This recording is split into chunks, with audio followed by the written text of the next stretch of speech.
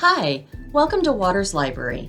This is a short video tutorial showing you how to request an item through Interlibrary Loan. Interlibrary Loan is a service provided by Waters Library that will allow you to request materials that our library doesn't own from another library.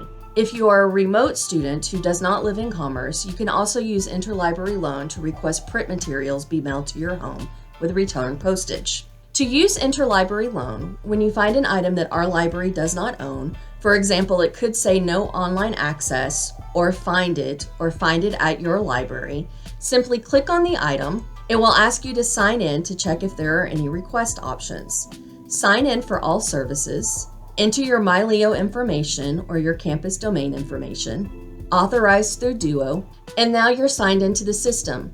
Simply click on Request through Interlibrary Loan. If you've never used Interlibrary Loan before, you'll have to create an account. But once you've created that account, you can simply sign in. If you're coming over from one of the library's databases or OneCert, it's going to automatically pre-populate the form fields.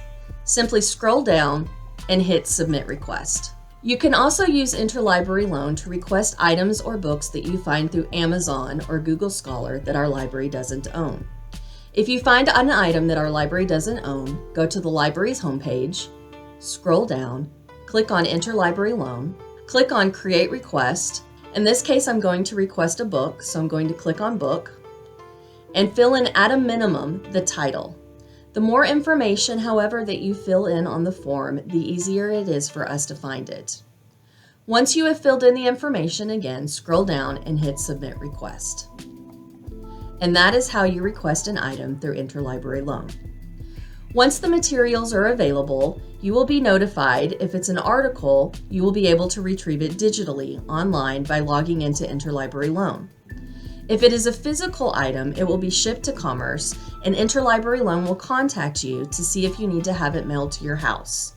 If you need it mailed, it will include return postage. I hope this tutorial has helped. Thank you and have a good day.